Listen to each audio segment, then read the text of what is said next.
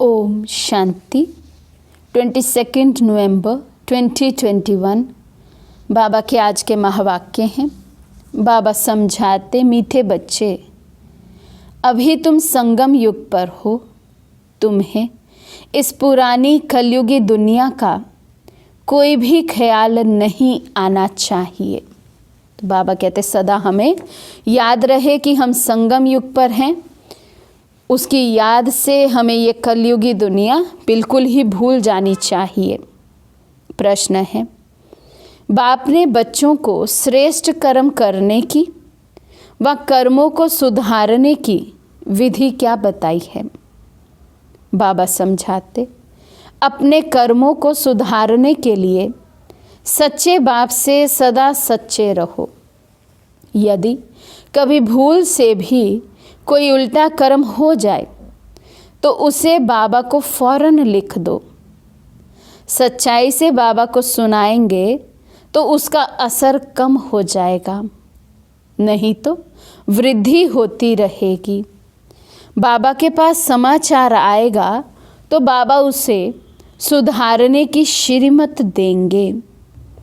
तो बाबा कहते, यदि हमसे कोई भूल हो जाए, कोई अवज्ञा हो जाए, उल्टा काम हो जाए तो हमें बाबा को झट बता देना चाहिए। बताने से बाबा हमें वो शक्ति देंगे, सूक्ष्म में मदद देंगे, ताकि वो कमी हमारी वृद्धि को ना पाए और हम सुधर जाएं। ओम शांति। शिव बाबा ब्रह्मा द्वारा बच्चों से पूछ रहे हैं कि बच्चे, तुम यहाँ सवेरे से बैठे क्या कर रहे हो? तुम स्टूडेंट तो हो ही, तो ज़रूर यहाँ बैठे ये ख्याल करते होंगे कि हमको शिव बाबा पढ़ाने आए हैं। इस पढ़ाई से हम सूर्यवंशी बनेंगे, क्योंकि तुम राजयोग सीख रहे हो। विष्णुपुरी का मालिक बनने के लिए इस ख्याल में बैठे हो, या किसी को जिम्मेवारी, बाल बच्चे, धंधाधौरी आदि याद आता है? बाबा के सन्मुख बैठकर गॉडली स्टूडेंट लाइफ जीते हुए बाबा कहते, क्या ये याद रहता है कि हम पढ़ाई पढ़ रहे हैं और शिव बाबा आकर हमें पढ़ा रहे हैं? या फिर लौकिक कर्तव्य, धंधाधौरी, बाल बच्चे बाबा कहते याद आते हैं? क्या स्थिति है? बाबा को रिजल्ट सुनाएं। बुद्धि में ये रहना चाहिए कि ये है गीता पाठशाला, हमको भगवान पढ़ाते हैं और हम लक्ष्मी नारायण अथवा उनके कुटुंब के भांति बनेंगे। ये है राजयोग। बच्चों की बुद्धि में रहना चाहिए कि हम बाबा से डायरेक्ट सुनकर सूर्यवंशी घराने के भांति बनेंगे। लक्ष्मी नारायण का चित्र सामने खड़ा है, हमारा राज्य होगा। दुनिया में लोगों को मालूम नहीं है कि स्वर्ग किसको कहा जाता है। तुम बच्चे कहते हो कि हम अभी बाबा से स्वराज्य विद्या, स्वर्ग की सीख रहे हैं। हम ही स्वर्ग के मालिक बनने वाले हैं। ये अंदर में सिमरन करना है।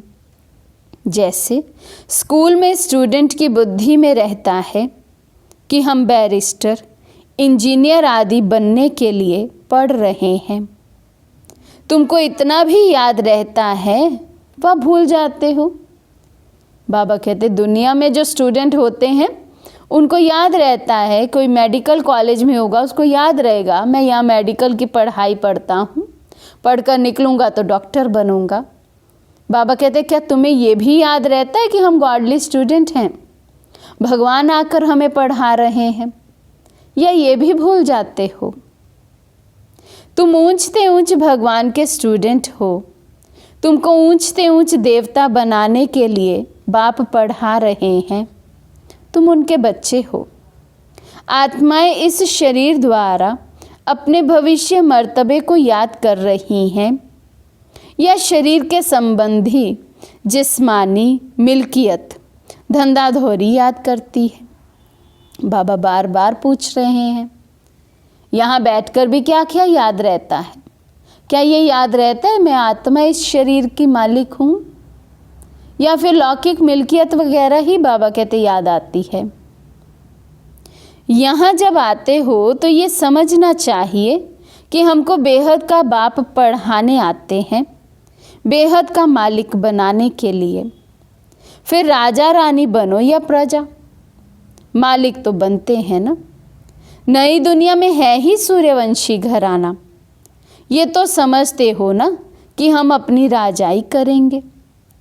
बाबा जानते हैं कि बच्चों को बाहर रहते, घर बार खेती बाड़ी में रहते, इतनी बाबा की याद नहीं रह सकती। तो यहाँ जब आते हो तो सब ख्यालात छोड़ कर आओ। बाबा के पास आते हैं, मधुबन विशेष कर जाते हैं, बाबा कहते सब लौकिक ख्यालात छोड़कर बाबा के पास आओ। तुम अभी उस कलयुगी दुनिया में हो ही नहीं, अब तुम संगम पर हो। कलयुग को छोड़ दिया है, बाहर में कलयुग है। मधुबन जो खास है ये है संगम, इसलिए मधुबन का गायन है। यहाँ इस मुरली का ही सिमरन करना है। जो सुनते हो वे रिपीट करो और विचार सागर मंथन करो। जितना समय मिले चित्रों के आगे आकर बैठ जाओ, इन्हों को देखते और पढ़ते रहो। ब्राह्मणियाँ जो ले आती हैं उन पर बहुत जिम्मेवारी है, बहुत औना रखना चाहिए। जैसे टीचर्स को औना रहता है, हमारे स्कूल से अगर कम पास होंगे तो इज्जत जाएगी। जब स्कूल से बहुत पास होते हैं तो वे टीचर अच्छा माना जाता है। ब्राह्मणियों को स्टूडेंट पर ध्यान देना चाहिए। यहाँ तुम जैसे संगम पर आए हो, जहाँ डायरेक्ट बाबा सुनाते हैं, यहाँ का प्रभाव बहुत अच्छा है। अगर यहाँ घर घाट धंधा याद पड़ा तो बाबा समझेंगे ये साधारण प्रजा बनेगा। मधुबन की इम्पॉर्टेंस बाबा बता रहे हैं। मधुबन में जाकर भी बाबा कहते यदि लौकिक कार्य व्यवहार याद आता है, मित्र संबंधी याद आते हैं, तो बाबा समझते हैं कि ये बच्चा जाकर साधारण प्रजा बनेगा। और आजकल तो ये माया बहुत है, क्योंकि आजकल हर एक के पास फ़ोन है। उस समय तो ये सुख सुविधाएं थी ही नहीं। तो अभी तो दिन में कितनी कितनी बारी लौकिक संबंधियों से बात होती है, भल मधुबन में बैठे हों। तो बाबा कहते फिर ऐसे बच्चे क्या पद पाएंगे? साधारण प्रजा में चले जाएंगे। आए थे राजा बनने के लिए, परंतु प्रजा बन गए। नहीं तो बच्चों को अंदर में बहुत खुशी होनी चाहिए। चित्र भी तुमको बहुत मदद करते हैं। लोग अष्ट देवताओं के और गुरुओं के चित्र घर में रखते हैं याद के लिए, परंतु उन्हों को याद करने से मिलता कुछ भी नहीं। भक्ति मार्ग में जो कुछ करते नीचे ही उतरते आए हो। तुम बच्चों को ऊंच जाने का पुरुषार्थ करना है। घर में शिव बाबा का चित्र रख दो तो घड़ी घड़ी याद आएगा। पहले तुम हनुमान को, कृष्ण को, राम को याद करते थे, अब शिव बाबा सन्मुख कहते हैं कि मुझे याद करो। त्रिमूर्ति का चित्र बड़ा अच्छा है, ये चित्र सदैव पॉकेट में रख दो। घड़ी घड़ी देखते रहो तो याद रहेगी। बाबा भगत था तो लक्ष्मी नारायण का फोटो पॉकेट में रखता था, गद्दी के नीचे साथ साथ रखता था। उनसे मिला कुछ नहीं। अब बाबा से बहुत प्राप्ति हो रही है, उनको ही याद करना है। इसमें माया सामना करती है। ज्ञान तो भल बहुत सुनते सुनाते हैं, इसमें तीखे जाते हैं। ऐसे नहीं कहते कि 84 का चक्र भूल जाते हैं, ऐसे भी नहीं यहाँ रहने वाले जास्ती याद करते हैं। नहीं, यहाँ रहते भी कई हैं जो धूल छाई को याद करते रहते। पुरानी दुनिया मित्र संबंधी को बाबा धूल छाई कह रहे, धूल छाई याद करते रहते हैं। जिस बाप से हम गोरे बनने आए हैं उनको जानते ही नहीं। माया का परछाया बहुत पड़ जाता है। मूल बात है याद की। बाबा जानते हैं बहुत अच्छे अच्छे बच्चे भी याद में नहीं रहते हैं। योग में रहने से ही देह अभिमान कम होगा, बहुत मीठे रहेंगे। देह अभिमान होने से मीठे नहीं बनते, बिगड़ते रहते हैं। बाबा सबके लिए नहीं कहते, कोई सपूत भी है। सपूत उनको समझा जाता है जो योग में रहते हैं। उनसे कोई भी उल्टी सुल्टी बात नहीं होगी। मित्र संबंधी आदि सबको भूल जाएंगे। सपूत बच्चे बाबा किसको कह रहे हैं? जो किसी भी मित्र संबंधी आदि को याद नहीं करे, उल्टी सुल्टी बात बाबा कहते उनके होगी नहीं उनके मुख से। हम अशरीरी आए थे, अब अशरीरी बन घर जाना है। अभी तुम बच्चों को ज्ञान का तीसरा नेत्र मिला है, जिससे तुम अपने घर को जानते हो, राजधानी को भी जानते हो। ये भी तुम बच्चे जानते हो, शिव बाबा कोई काला लिंग नहीं है। जैसे वे दिखाते हैं वे तो बिंदी मिसल है, ये भी हम जानते हैं। अभी हम घर जाएंगे, वहाँ हम अशरीरी रहते हैं। अब हमको अशरीरी बनना है। अपने को आत्मा समझ पतित पावन बाप को याद करना है। ये तो समझाया जाता है आत्मा अविनाशी है, उसमें 84 जन्मों का पाठ नोंधा हुआ है, उसका अंत होता नहीं। थोड़ा समय मुक्ति धाम में जाकर फिर पाठ में आना है। तुम ऑलराउंड पाठ बजाते हो, ये सदैव याद रहना चाहिए। अभी हमको घर जाना है। बाबा को याद करने से हम तमो प्रधान से सतो प्रधान बन जाएंगे। यहाँ धंधाधोरी को याद नहीं करना है। यहाँ तुम पूरे संगम युग पर हो। अभी तुम बोट में बैठे हो, कोई बीच में उतर जाते हैं फिर फंस मरते हैं। इस पर भी शास्त्रों में एक कहानी है। अब तुम जानते हो उस पार जा रहे हैं खिवैया शिव बाबा हैं। कृष्ण को खिवैया व बागबान नहीं कहेंगे, शिव भगवानुवाच है। पतित पावन शिव बाबा है। कृष्ण की तरफ बुद्धि जा ना सके, मनुष्यों की बुद्धि को भटकती रहती है ना, बाबा आकर भटकने से छुड़ाते हैं। सिर्फ कहते हैं अपने को आत्मा समझ, बाबा को याद करो, तभी तुम स्वर्ग के मालिक बनेंगे। ये बातें भूलनी नहीं चाहिए। यहाँ से तुम बहुत रिफ्रेश होकर जाते हो, अनुभव भी सुनाते हो।